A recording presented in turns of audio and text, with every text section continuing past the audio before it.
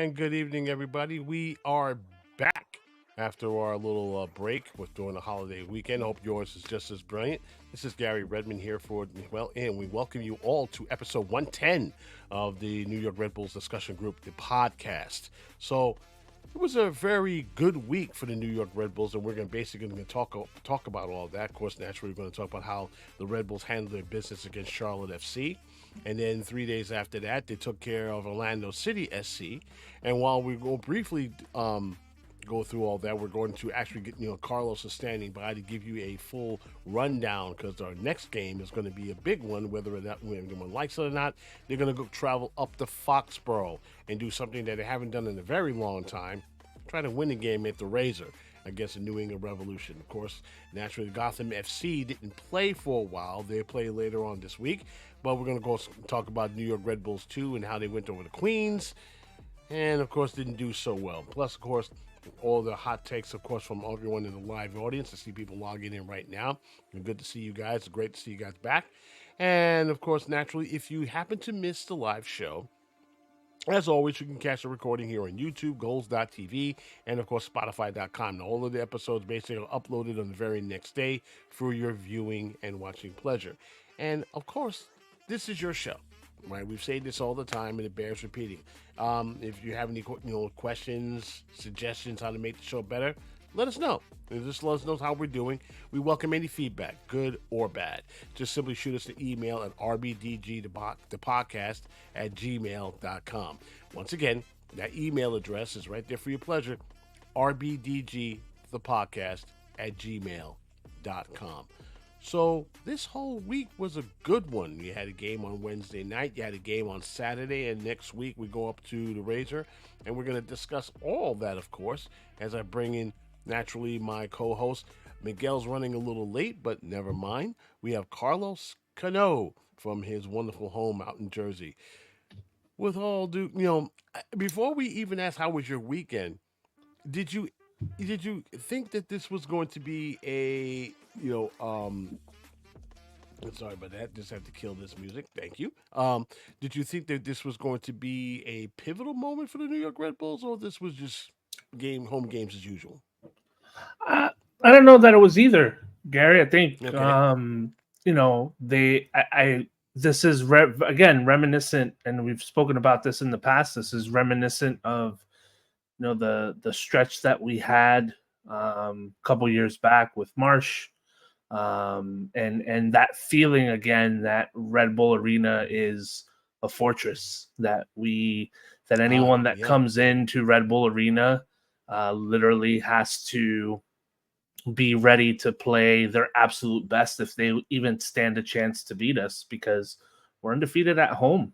And that's an awesome feeling again, right? To be able to know that. And so it was great, right? And like I said, it was very reminiscent of that, but in a different way, which I think is refreshing. This is a different team, a good team, and again, it's a much better place than we've been in the last couple of years. That much, I can definitely say. I think we can go into a rabbit hole with, comparing and contrasting, but this is way better than what we've been in the last couple of years.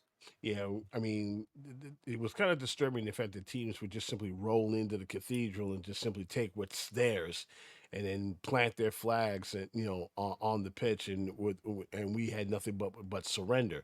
So yeah, I agree with you 1,000,000%. This is much better than we were used to in a couple of years past.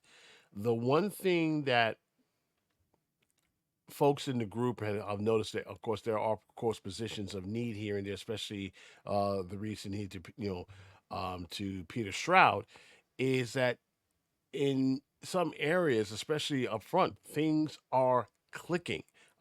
Things but something that was brought up to me earlier today, and I want to, before we get into our our review of all the games, is that folks are wondering where's the respect, where's the recognition, where's the you know, um, the team is sitting in fourth place, but it has a feeling of nobody cares. I kind of disagree with that last aspect that nobody cares.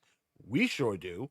But do you agree that that for a team that is right now in the thick of it, among the top in the conference, should they get a little more respect, or do you think they have to do more work? There's a lot of work to be It's an done. interesting time in MLS, right? Because Mm-hmm. I think, for better or worse, all eyes are on Messi and Miami, Mm-hmm. right? And so I think that, if anything, this is an opportunity for the Red Bulls to look. I think at the end of the day, in the broader scheme of things, I think there's going to be a lot of folks who will either kind of just brush off this team to the side or not give them the respect, because we have that pedigree of not being able We to haven't make earned it it. past the playoffs, right? To not Right. make that run to get to the promised land, right?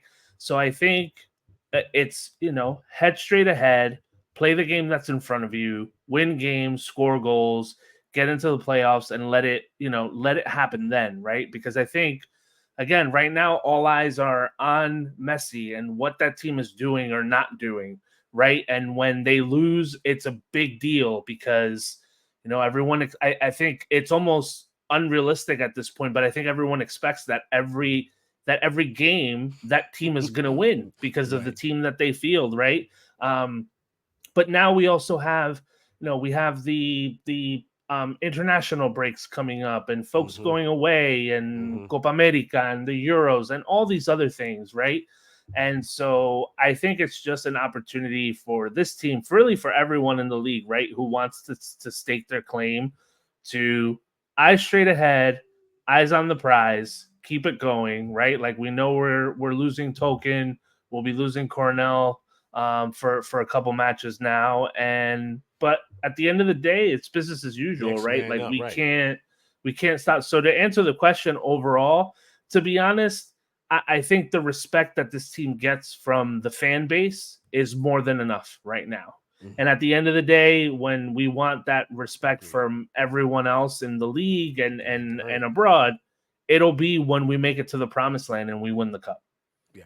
I mean, you're gonna have to earn it all the way. Um, let's talk about the game versus Charlotte. Charlotte FC. When Charlotte was rolling into Red Bull Arena on Wednesday, they were unbeaten 5 straight. Okay, and they were looking to make it 6.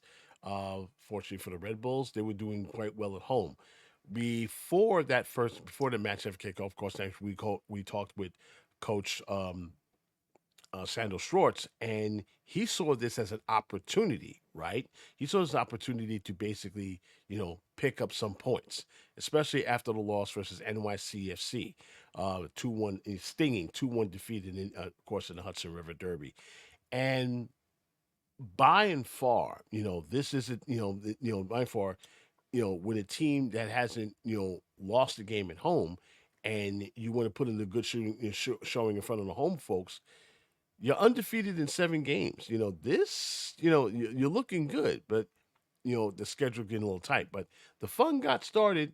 The first half, it was a tale of two halves, right? Right, Carlos? Sleepy first half, and then we had to wait until minute 74 to see the following. The left foot of Tolkien, or the right of Forsberg. It is Forsberg, brilliant! Patience pays off, and how? Red Bull New York with goal number 26 of the season. You can see the quality here from Forsberg. We've seen him hit the crossbar a few times this season, and this time makes no mistake. The run over from Tolkien, and the wall is poor there, but up and down for Forsberg, who gets the right trajectory. He's come into the second half here. I was saying to myself, this time the wood didn't get in the way. I mean, I was really very happy for him. Well, I think that was good, in the sense that I think what we saw and one of the biggest takeaways I got from Wednesday's game was, I think that and Forsberg has been great all season. Make no mistake about it. Like, he's been in great form. He's just on a totally different level from the rest of the team, right? Which is what we expected. But for me on Wednesday versus Charlotte, he just really seemed to come into his own on this team, right? And really put himself in that position now where I think, and again, he's been wearing the Captain's Band all season. Like, we know the quality of player that he is, but he just seemed to mesh and gel in with the fabric of this franchise, right? In its entirety. Like, he feels like one of us now, at least from my perspective, right? Like, we had seen him take some of those same set piece shots, and they were either just wide or off the woodwork. And again, maybe trying a little bit too much because he wants it that bad. But I think he's finally settled in to the role and to the organization and to the fans and to everything that comes with coming into this franchise at his stature. And it was awesome to see that goal. It was a golazo for sure. It seems to me that I've noticed that too. It seems to me that he has simplified his game. And once he did that, everything came into fell into place for him. And I was, out of all the players I was really rooting for him to get started in front of the home folks was definitely him. Because you're right about him going into another level, because 2 minutes after that goal, this happened. Now back into the team here, and Charlotte has been desperate for goals. He's been an X factor, a fan favorite, of course, the number 1 pick a couple years ago. Now then, it's opened up for Morgan and Forsberg! In next to no time, rinse and repeat the Red Bull way. What's excellent here from Lewis Morgan, who's able to pick out that runner from behind. It's a big mistake there from Melando, misjudges it coming off that surface, but what a start to the second half for Red Bull after that hour-long delay.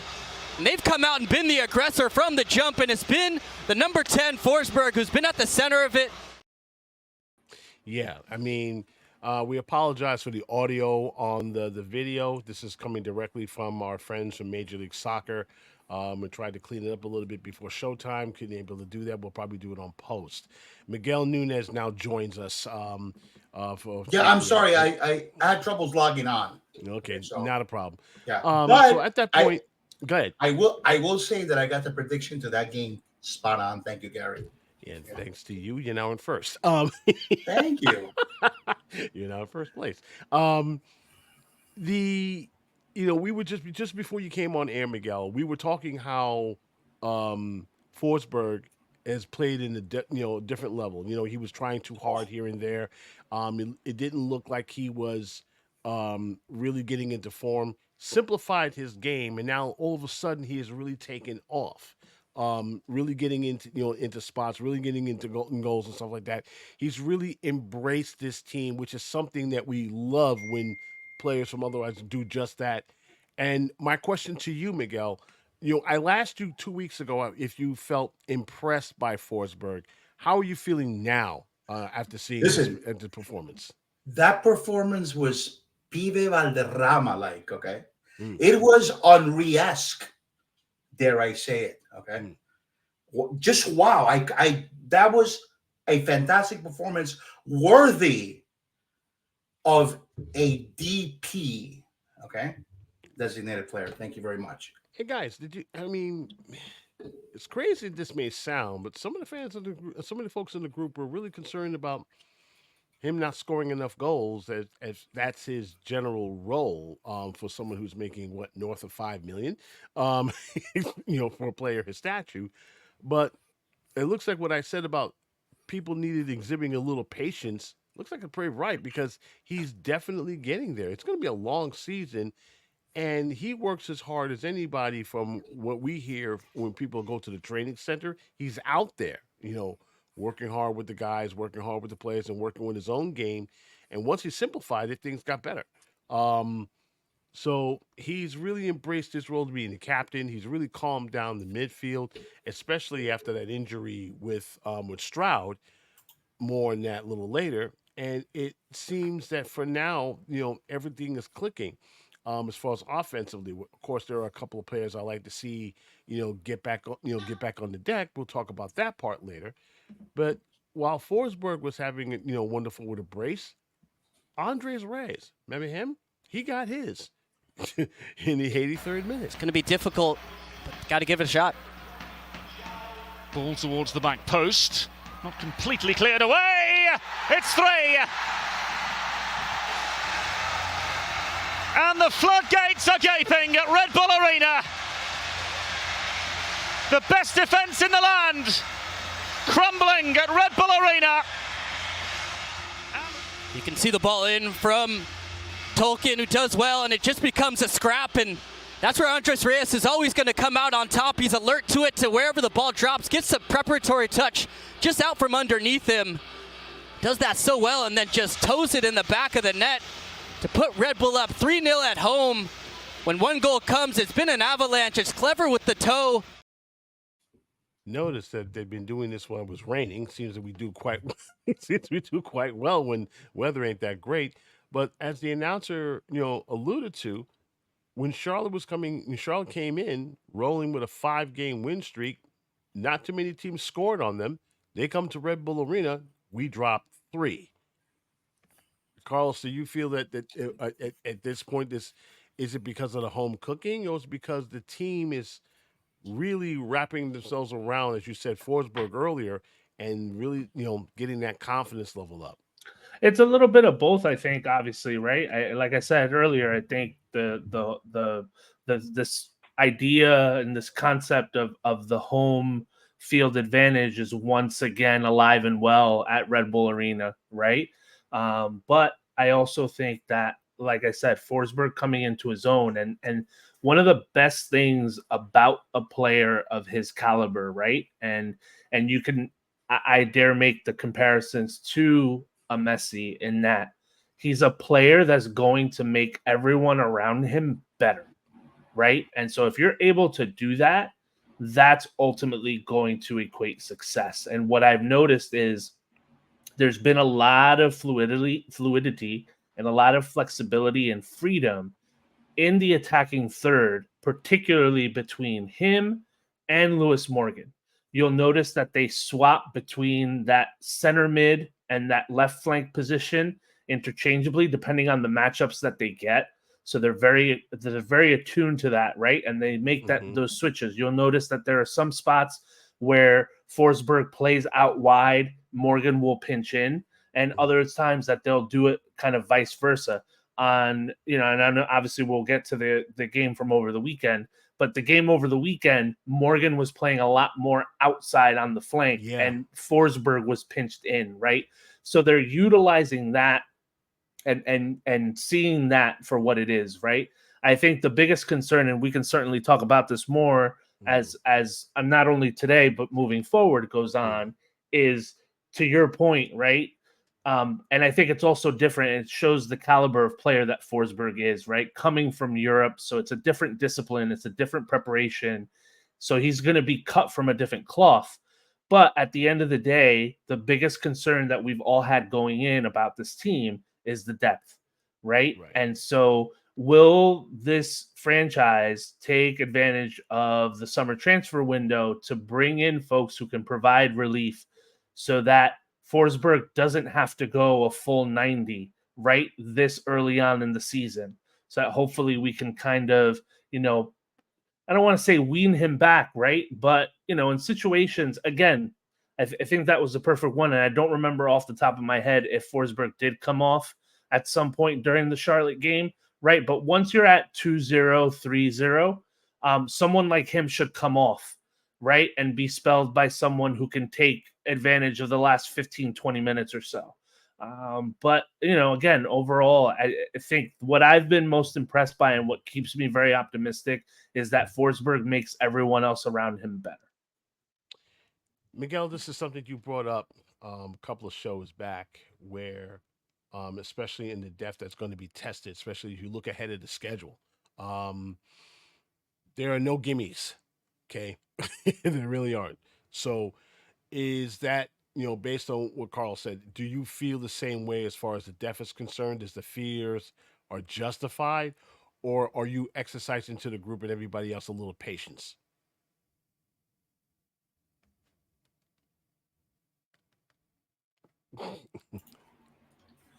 Yeah, we definitely have to have a little patience to see what they have in store for us in the summer transfer window.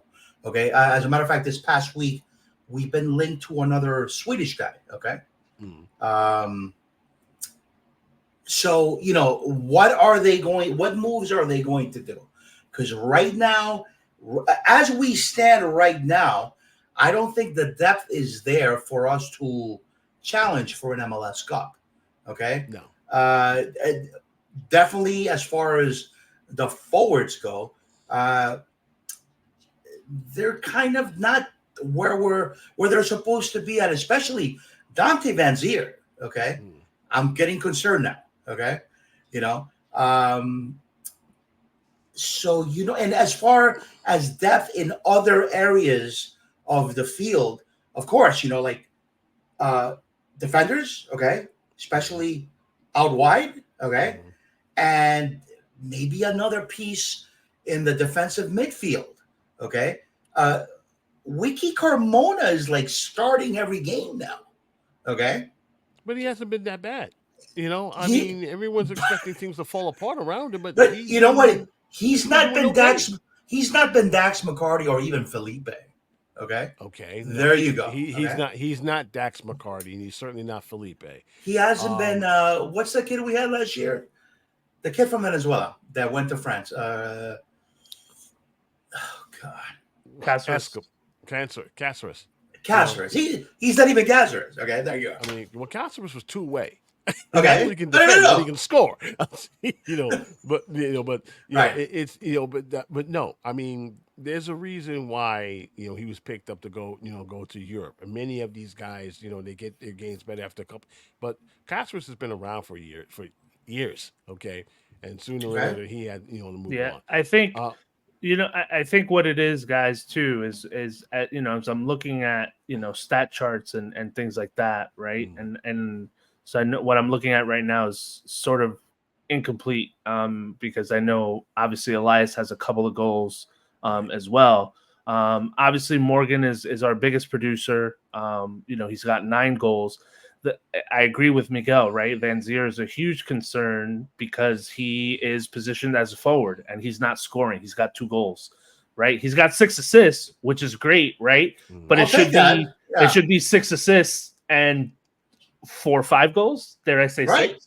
Right? Like that's the biggest issue, right? And so again, when it's not even close to being an even trade, right? Because we all see it, right? In the match threads, right? We know that for the most part, you're gonna get an even swap, Elias for Van Zier or Van Zier for Elias, right? Right. And again, it's like what are we? There's no trade off. Like it's literally the same thing for the same thing, which is not what you want, especially when the same thing is down here and you want it to be up here, up there, right? So again, this is why I think, and I'm sure next week with Anthony, you guys will touch base on what this team potentially has coming in the summer, because that's, I think, going to be the biggest wild card for this squad is as we get deeper into the season and then we hope to make the playoff run, is how deep are we going to be?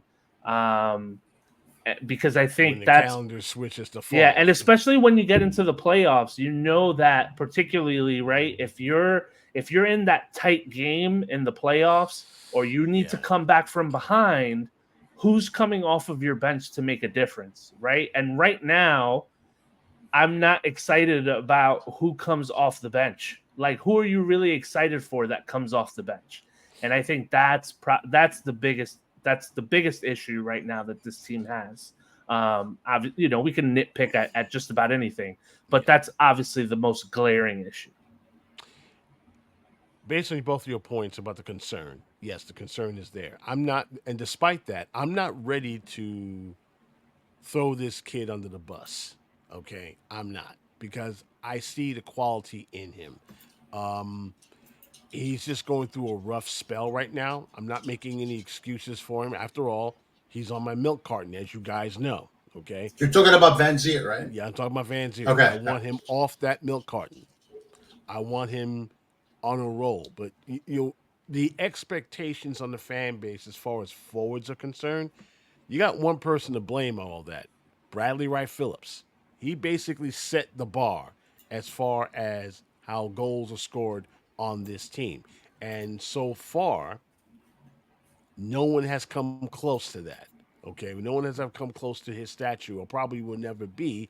So I think maybe we need to, as they say, curb our enthusiasm just a little bit and see what these guys, see what these guys can do. Yeah, and he As has for, Gary, and yeah, I agree with that 100%. Right, like again, we were spoiled with BWP for such a long time, but we also have to remember that BWP was also notoriously a slow starter. Like, he was how many streaky. times did we not have conversations in the thread, and people were calling for BWP's done, he needs to go, we're done, And then he right? goes on a right, Yeah, and then he plus goes on a Exactly. run. And we don't. The thing is right, like, and I agree with you in that sense too. Like, we unfortunately, and it's his fault that we don't. And I'm talking about Van Zier, that we don't know enough about him to make an apples to apples comparison, right? Because last season was such a between the incident that got him suspended and then the injury, we never really got to find out what the level of his potential is, right? So I think there's something there. I mean, you have 6 assists, like that's not peanuts, right? But again, we're talking about the goal production, which is not there for him as a forward. And so again, what do we really know about him? Is he a slow starter? Is he streaky? I mean, for all we know, this weekend rolls around, he gets a hat trick, and all's forgotten, right? But again, it just doesn't help.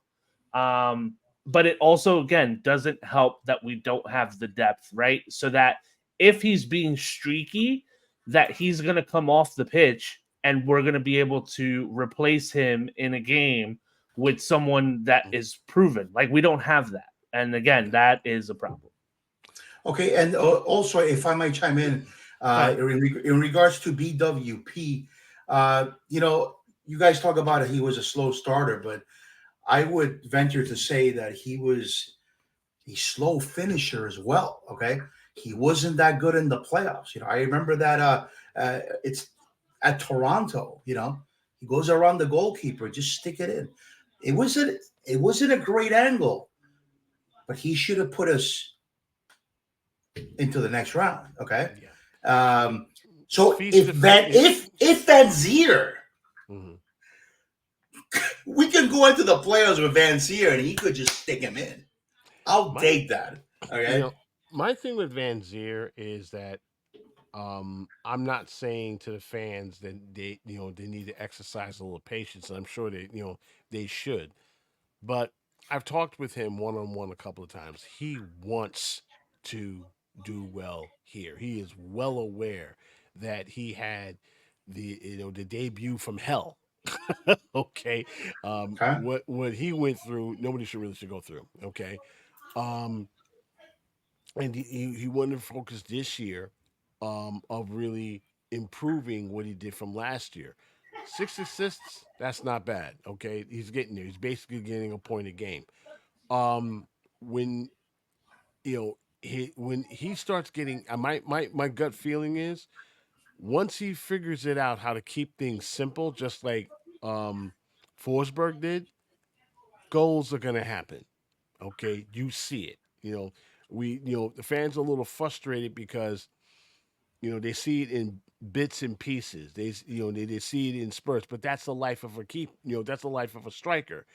You're good in one night, you're terrible tonight. Hey, even Suarez, I'm sure he's missed a few sitters here, a few here and there, and he's gotten shut out by very good defenses. No one can tell me any different. I mean, they wish they can play the Red Bulls every week, but that's not the case. Okay, so with that said, I'm gonna give him. I'm gonna as much as I wanted. As much as I said it was gonna be critical on the entire team this year. There are some guys I'm gonna get. Just wait. I see it in him. I see it. Once he starts banging in goals, things are going to go for him. But from what I see, that he's also trying too hard. What I'm also seeing is that his head is not in the game, because if he misses, shots that when he was in Belgium, okay, he was a sniper, he was an assassin, okay. Now, not so much. Yes, Major League Soccer has big defenders, big, speedy, big boys. They ain't bodying him around all over the place, and he's what, 5'8". Okay, so he's gonna get lost in the trees somewhat, but he does have that speed. He does have that quickness, and all it takes is just one goal for him to get going. Now, he had it versus Miami, and then what happened, right, guys? He got pulled. he didn't get a chance to stick around. He got pulled and got in for somebody else. So maybe that's the coach losing his patience in him. I don't know.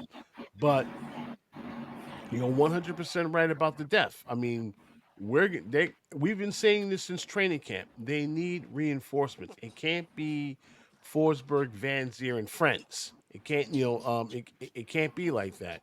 You need someone, need someone to help out in the defensive end in the midfield, and you definitely need someone who's going to help stretch the defenses up front. Let's see what the Red Bulls do. By the way, of course, naturally, as we all know, it's 3-1, of course, to the Red Bulls. Forsberg in the 74th to 76th minute, Rays in the 83rd. Mr. Bender with his goal, the lone goal in the 6 minutes into stoppage time, that made Carlos Coronel lose his mind, yelling and screaming at Rays for the very soft goal. Well, ending clean, who could blame him, right? Like, and that's one of the things. I feel like that's also one of the intangibles about this team that's different from the last couple of years. I feel like in a situation like that, first of all, that game last year, I feel, is the complete opposite, right? Mm-hmm. Like, typically we play that, sort of meh first half, and then the second half last year would have been even more meh. This year, we seem to be doing the opposite, right? We had always talked about tale of two halves, and, you play a decent one, and then you just play a real stinker. Well, the Charlotte game was the opposite, because Charlotte was awful in the second half, and we capitalized on all the mistakes. But yet and still, when you thought the clean sheet was going to happen, and then that goal happens in stoppage time, Coronel lost his mind. He was ripping that entire back line, even after the whistle blew. And I think that shows that this team has character, that they have spunk, that they want it, right? Like, it's not okay to win a game 3-1. Like, you want to win a game 3-0 off like that, thinking that you got the game won, because that's what he was yelling and screaming at his defenders at. It's like, what are you guys doing? The game's not over, and you let in this soft goal. And make no mistake, Miguel, there was a soft goal, and that few folks was like, Coronel's being a bad sport. Okay, your defense let in a soft goal like that. Would you be calm, cool, and collected after that? Well, he was dying for the clean sheet, I'm sure. Okay, but we were in no danger of losing. In fact, that goal got my prediction, 3-1. Okay, so what can I say? All right. And you were the happiest person in the building. Like, I got my 3 points. That's what I predicted. Yes, there you go. Just like the game versus NYCFC, when I predicted a loss of 2-1, everybody hated me. But hey, that was the final score. I knew that was going to happen. So Charlotte FC came and went home with a loss, and then we're focused on Orlando, which for some reason always gives us fits. The last time those two teams tangled over in Orlando, and ended with a 1-1 draw. We scored a goal thanks to a penalty from Mr. Forsberg, and then, of course, Noah Ella was at the wrong place at the wrong time, and that ended in that's how the game ended. So fast forward to last night, and once again an opportunity to win one in front of the home folks, and so try to keep the good vibes going. So Miguel, I'm going to start with you for this particular match. What was you expecting, and are you satisfied with the win? Yeah. 3 points, 1-0 to the New York Red Bulls. I'm really satisfied. And as a matter of fact, like in not too long ago, we were criticizing John Tolkien and Edelman as well, as they hadn't lived up um, to their level that they had like last year. But hopefully this will turn John Tolkien around, Well, and Tolkien this got will give himself him that you know, confidence. yeah, Okay, Tolkien there signed you go. an extension to hit to his contract, so he's Yeah. he's not going anywhere. So he's pretty much happy where he is right now. And Edelman, despite the fact that I don't think he got picked for the Olympic team, so he's staying put. JMI, he's going to France when their guys get together. And one of the things that concern me a little bit is once again that 45 minutes of football where they seem to only play one half. Okay, I'll ask you both. Is that a concern, or should I have nothing to worry about there? We're gonna start with you. Start with you, Miguel. It's 45 minutes, and that's it. I mean, it seems like they play half a game. Is that a concern to you, or no? I mean, you know what? I guess it all depends how they finish the game. Okay. Because I'd rather have them come out on a tear on the second half, okay, than come out on a tear in the first half and then just, lay down and die in the second. I don't Okay. know. I mean, for a team that depends on having a good start, right, Carlos? I mean, you start off, you get a couple of goals, and you're off and you're off and running. Certainly you don't want to. You want to start on time, not start late, because that's when games get away from you, right? Yeah, I mean, is it it's always a concern, right? If you're not playing a complete game. I've said that so many times before, and I stick by it. But again, like, I think to Miguel's point, it's always better, I suppose, if you're going to do that, that you have, again, that lackluster first half, and then you come out guns blazing in the second half. The other thing to always think about, right? And we say this every season, is that not every game is going to be pretty. Not every game is going to be, the textbook definition of what the beautiful game is. There are some games that are just going to be, kind of what they are. And at the end of the day, if you have 3 points, Right. then really in the standings, that's all that matters, because you don't get points for playing pretty. No, So as long as you get point, I mean, however it's done, at the end of the day, a win is a win, right, guys? So that's I mean, winning pretty is the same thing as winning ugly. You win, and that's the bottom line, because there's no such thing as the beautiful game, especially when it's a life and death situation. So 45 minutes of soccer, and then it all got quiet. It was kind of surreal, because folks were looking for a reason to cheer. You had people basically starting to wave just before halftime. Folks were going apoplectic, wondering why you're doing that. And then in the 38th minute, John Tolkien gave people a reason to cheer. Tolkien could take you with the left. Forsberg could go with the right. It's Tolkien! Absolutely sublime! John Tolkien's first goal on the season, and the Red Bulls go in front.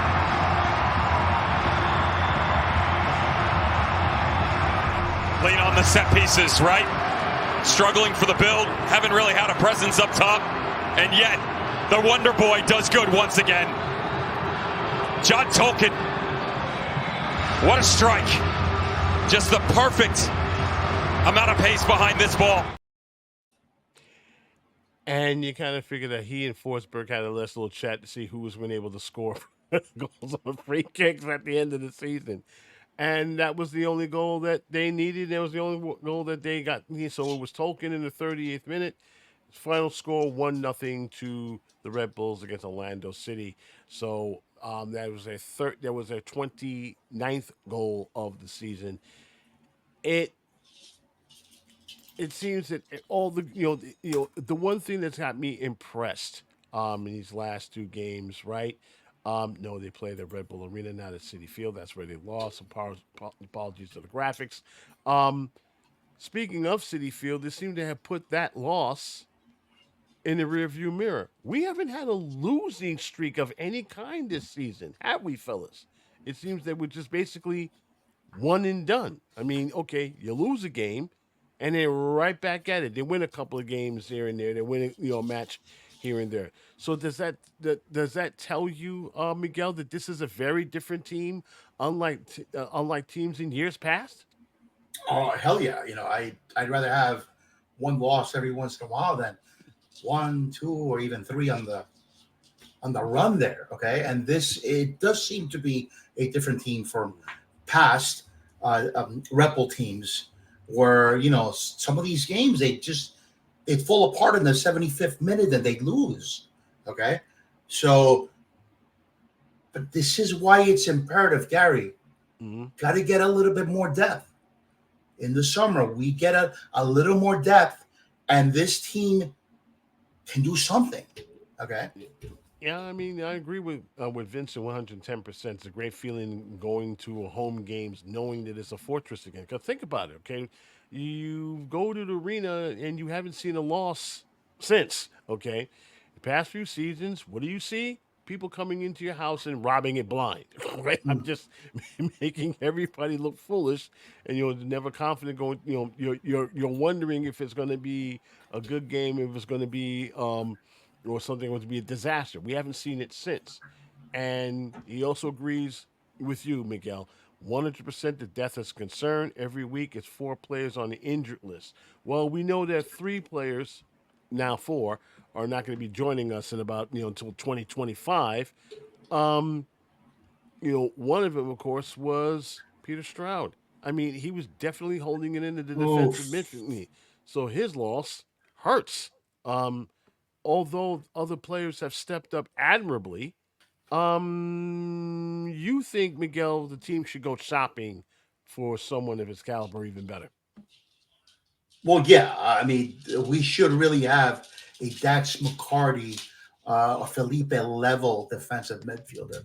We should really have a a top level forward. Van Seer should be the second choice, unless they want to play 2 and 2. Two up front. By the way, Memphis Depay on a free transfer right now. New York Red Bulls, please. I mean, man, I would love to have him in our colors. Come on, all right. I mean, I would love. I love that baller. Oh, Memphis Depay. Sheesh. right. He would tear this league apart. I mean, he may have lost a step here and there in Europe, but he would absolutely destroy this league. I mean, he's that good. He's that baller. I don't know how much he was willing to command. I don't know if we're part of that dreaded allocation list, but I would love to see him here. But they just have to pay his salary. Yeah, no transfer fee. Yeah, no transfer fee. Just yeah, pay the man what he wants. That's up to him. That's it, his agent, and we'll see. We'll see what happens from there. I guess my question to you, Carlos, because we talked about this in the pre-show. We know what the Red Bulls have their need. We know what they need to get in the whole 9 yards. Okay, which is easier to get? A striker, or a defender, either midfield or in the back line?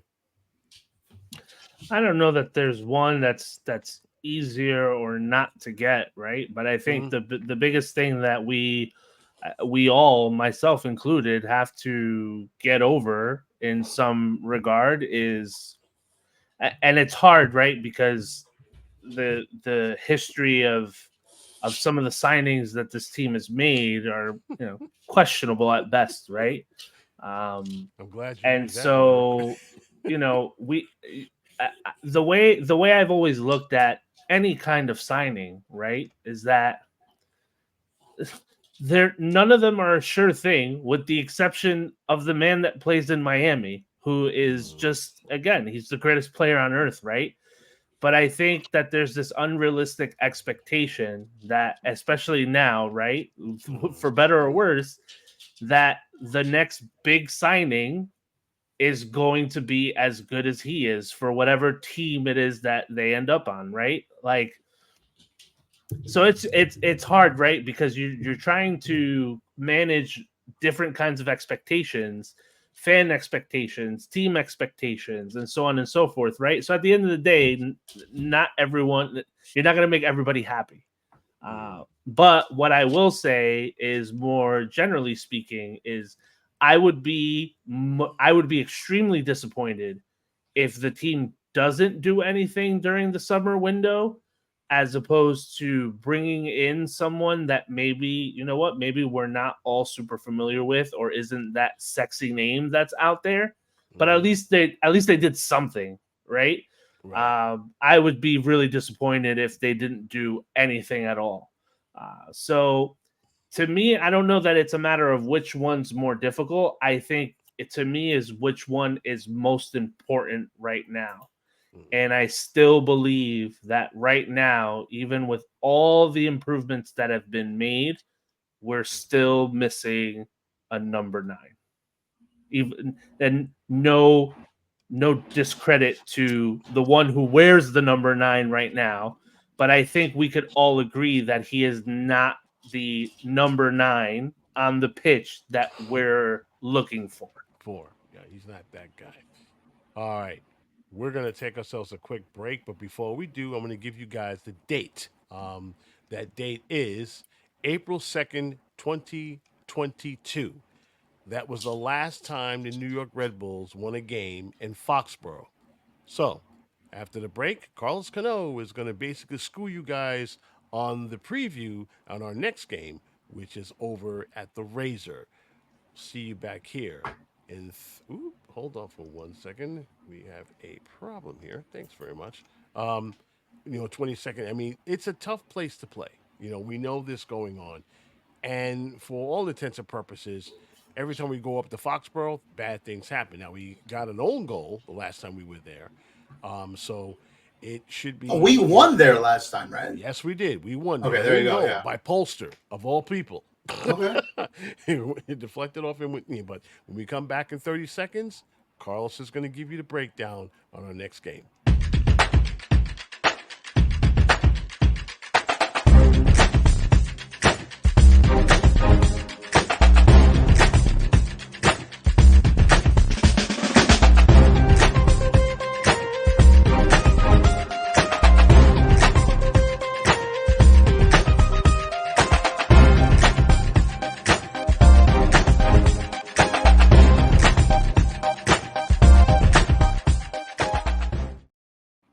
New England Revolution is the next opponent for the New York Red Bulls, and Carlos Cano, this is where you come in, my man. Tell the New England the last time. Have you checked the standings? Because I'm a little embarrassed to say this, because I figured this team would be higher up in the table, not where they are.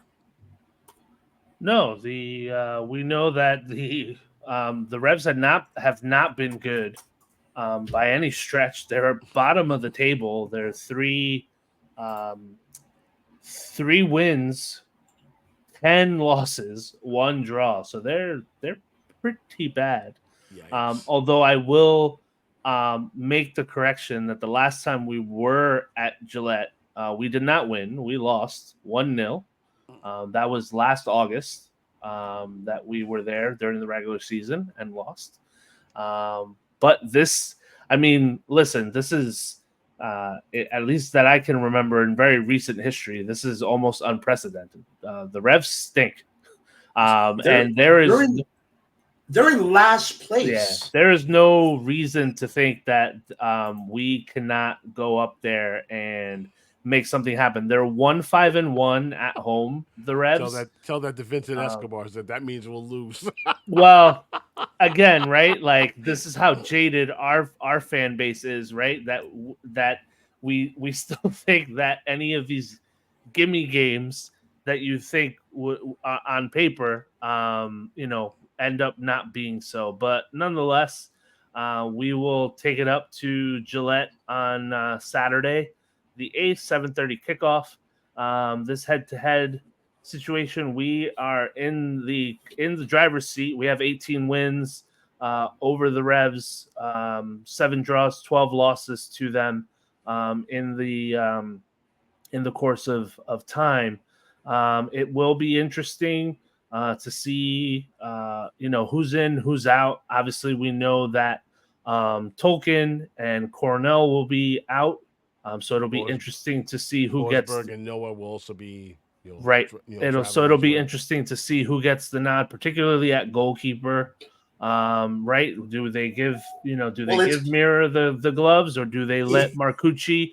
The interesting thing for me, the interesting thing is that they've been going with 2 keepers on the bench for the last couple of games, which would lead one to think that Marcucci is going to get some time at some point while Cornell is gone. I don't know if they, do you have someone debut between the pipes away? Do you wait until they can do that at home? So that will be interesting. With Tolkien being gone, my guess is either Duncan will slot in there. If Cameron Harper is ready to go, he could see, could see the time. Again, we won't know until midweek when you hear from the coaches, Gary. But obviously that is something to keep in mind. What about Reyes? I saw a picture of him with a boot. He's got a foot problem. Yeah, he's got a foot. Again, but we typically don't find out about what's happening until midweek. So time will tell. Yeah, we're scheduled to have a press conference. Of course, the media availability will be on Thursday. Yours truly, will be at Foxborough on Saturday. So I'll be traveling with the team, to do the one-on-one on that match for everybody here in England, of course. So hopefully, we did. While we're talking about that, we did see Aiden O'Connor debut on Saturday. So again, that leads me to believe that we will probably see him again. Given Elia being gone, now Reyes with this, depending on what his situation is, right? Obviously, we know, that means Sean Nealis will come, into the mix, again as well, obviously on that back line. So, listen, it will be very interesting to see what happens at Gillette, right? But even still, the Revs are just not in a really good place, and they won their game Saturday. Because if you guys missed the Week 18 final scores, they won their game at home. And it was one of the rare wins. They got win number 3. Before that, like you said, was it at home? I thought it was away. No, there was a way. They won. They were in Chicago. They were Chicago of all teams. But Gary, what does it? 3 wins. What does it really mean? What does it really mean when you beat the team that's right above you in the table? Good point. Like, I don't know. I don't take too much stock in that. No, it's Chicago. Okay, the team that's a little better than you, at the moment. But we've been saying this all show, right? Death, okay? It's a match where next man up at a place where it's very difficult to play at, and you got most of the lineups are your understudies. So, Miguel, are you confident or are you concerned? I was confident until about 5 minutes ago when we talked about all the key players. Yeah, then we talked about all the key players that will be out, including Carlos Coronel. That's your best player. That's a big loss. Yeah. Forsberg is going to be out. Tolkien is going to be. By the way, yeah. So you know what? I'm going to have to predict a loss, Gary. I'm sorry. Okay, thank you. We haven't talked about bold predictions yet, but all right. So we'll mark you down to that. I don't know about the having some traveling fans on the bench to have some bodies, Vincent. But it we don't want to stoop down to that level. My thing with New England is this. They got Carlos Gill still in that squad. And when you have Yeah. a guy like him still in that roster, anything can happen. More importantly, gentlemen, and to your point, they know how to play up to the level, to their rivals. I know a lot of folks don't see New England as a rival, but they are. They're one of the original 10, and they give us a hard time every time we make the trip up there. Or, everybody remembers that epic playoff series we had with them. And I'm going to the very place where Thierry Henry played his last game as a Red Bull on that godforsaken turf and came out of there with a loss. I mean, we came Now, from what's his name should have been sent off for that flying tackle, that German American guy. What's his name? Yeah, of course. You know, What's his name? I forgot. But I yeah, forget his name. almost breaking, Yeah. breaking his leg. But like I said, it was an epic, playoff series. But we were a Tim Cahill blown sitter away from going over to L.A. And I ought to know. And thank you, Jermaine Jones. Thank you, Thank you, Vincent. Vincent. And I ought to know because I was standing right with the other supporters right there in front of the net when it just missed just inches wide and it was nothing but him and the net. So I know some folks are going to be making the trip. I hope to see most of you guys there, but I'm going to be a couple of floors up because in that press box it's enclosed, unlike Red Bull Arena. Remember, that stadium is specifically built for football and nothing else. So it should be fun. We'll get to final scores we'll get to our bowl predictions in a minute. But first, we need to clean up a couple of things. New York Red Bulls 2. Remember when this team was flirting with first place not too long ago, guys?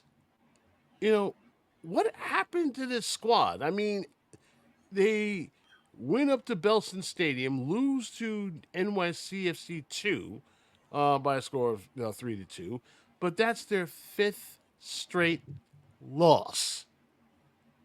Well, I in think 6 games. I think the main thing that happened to them was they sorry. lost. Apologies. 4th straight loss. I gave them one loss Fourth. too many. Okay. Okay. After they beat Inter Miami, they lost to Orlando City B, FC Cincinnati 2, Philadelphia Union 2, and now NYCFC 2. I know a lot of folks are not too concerned about about New York Red Bull 2, but what's going on? I mean, I know you dip your toes into that squad every so once in a while, of course, other than Mark Coach. We'll see him next week. But is that a concern over? Mark would know everything there is to know about these guys. Yeah, we'll talk but to him next week. I think the main thing is they lost Rold Mitchell. Yeah. Who was on fire. Okay. And that's the main thing that happened to them. Yeah. It's crazy how one guy, one player, right? Here we go again. One player knocks out an entire team. So you're gonna wonder what's the makeup of the entire team. Let me ask you this: was Serge and Ngoma? Was he playing? Was he getting minutes there? Yeah, he was getting minutes, and he got. There you go. He's out for the year. Yeah. Okay. We've seen this many times when you have a team that have a dream season, right?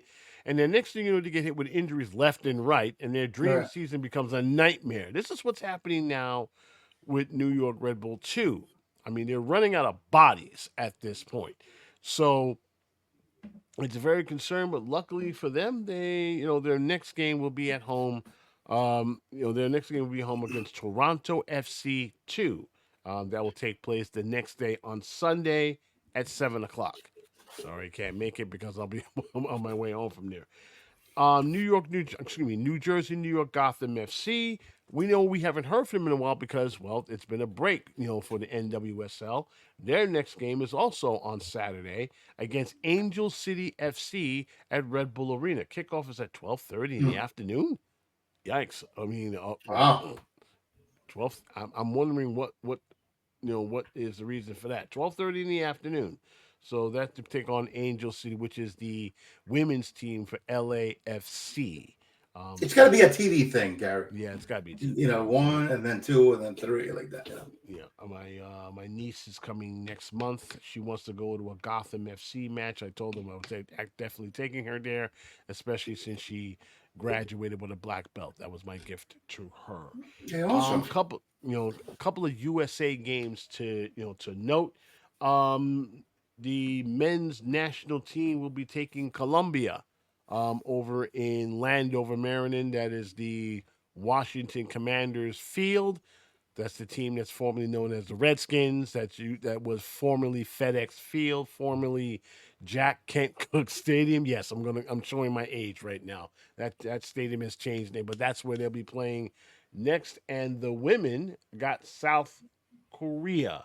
Okay, they'll be playing them in L.A. For that. It's a friendly before they have a series of friendlies before they head over to France for the Olympics, according to their scheduling. So that's the games of note, and they're gonna, that's what we're talking about. So let's talk about bold predictions. Miguel, you already, you already gave your bold prediction. Carlos, what's yours against New England? I think we go up there and win. I don't think this is a trick game or anything, even Trap with game. the folks that we are missing. I say that we win 2-0. Yeah, and as a matter of fact, Gary, this is going to be a big test of our depth. Okay, so there you go. Okay, how big? Well, it's going to let us know that we either have depth that can contribute or we don't. Exactly. Yeah. Or we need help. Yeah. I'm going to think about this for a little second, but I talked about Carl's Gill. They still have, Veroni.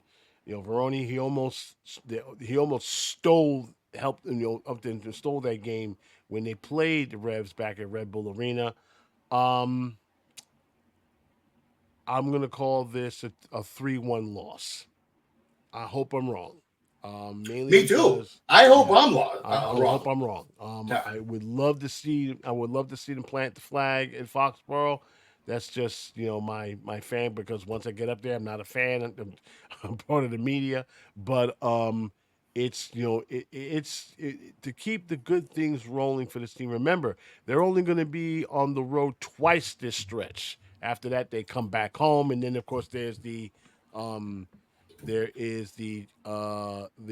it called? The cup break before they start with that. So that's so next week is going to be another episode, because guess who will be back with us? Of course, that would be the one and only Anthony Merced, Mark Coates, and of course Lanray Badmus will be joining us next week. And of course, whenever as you know, whenever Anthony stops by, he has a lot to download, because he hang out there in the training center and everything, and him and I talk all the time at AJM Sports FC, and of course this is where we get all these wonderful articles and stuff like that. So he'll be with us next week, and he'll give you guys a rundown and answer questions. And I believe Escobar asked a question in regards to, here it is, to De Guzman. Has he ever talked to the media at all?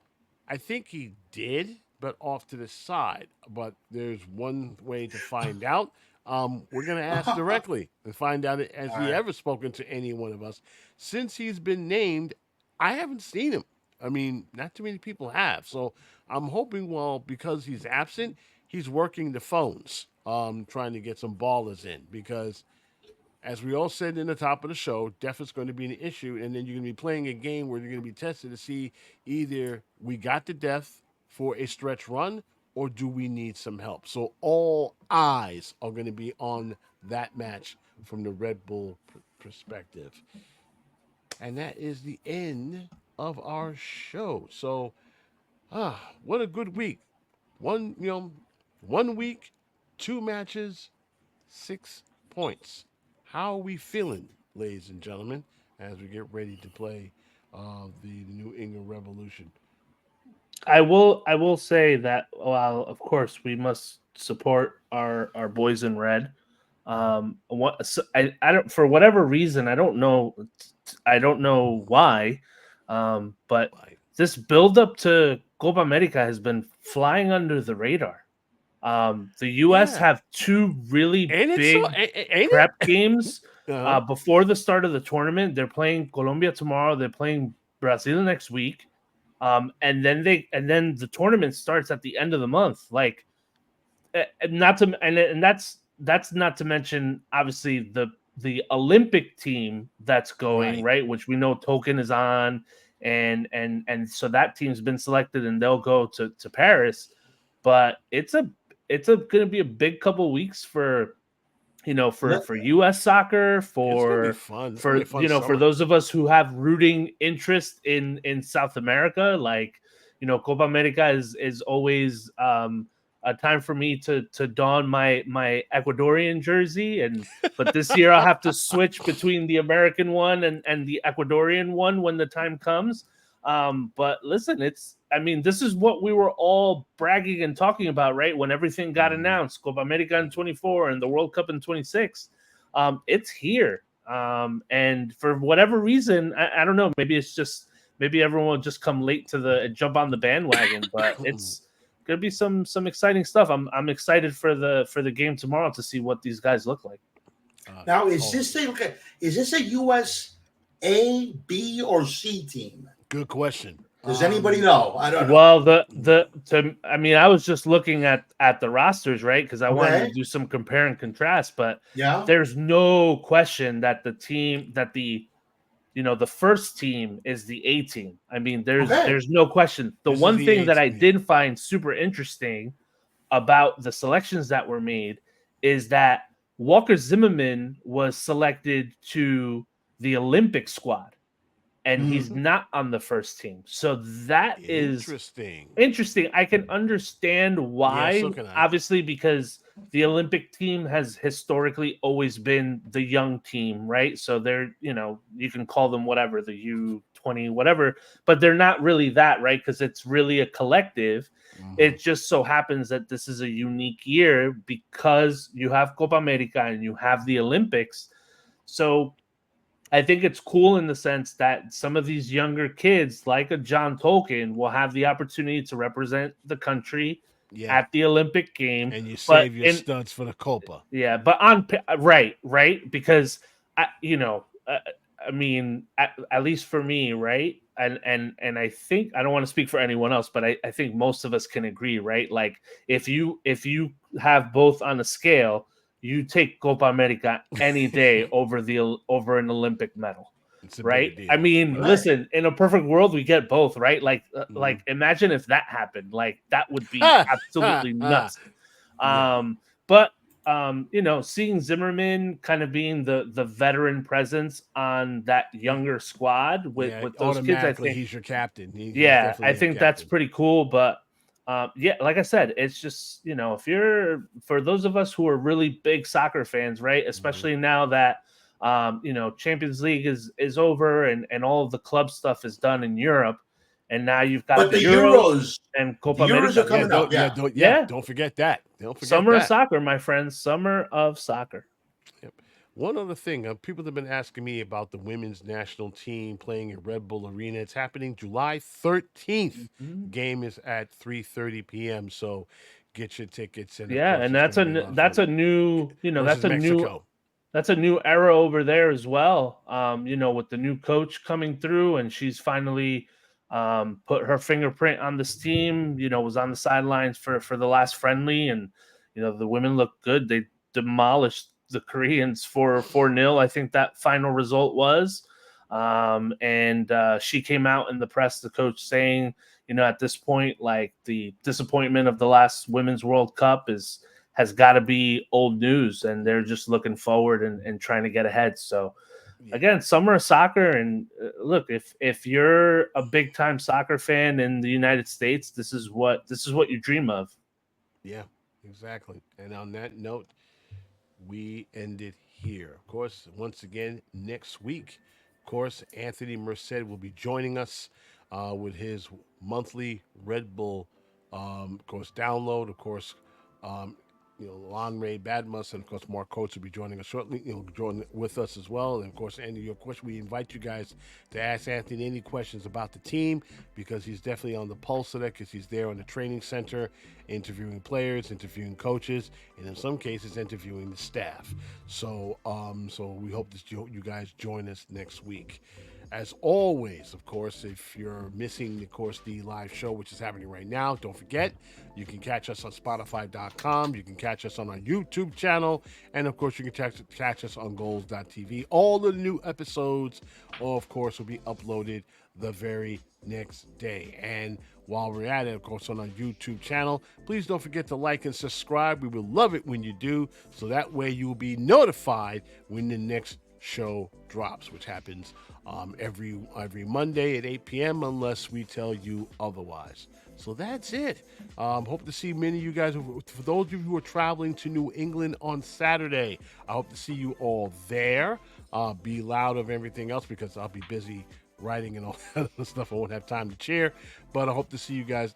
So we'll see you guys next week.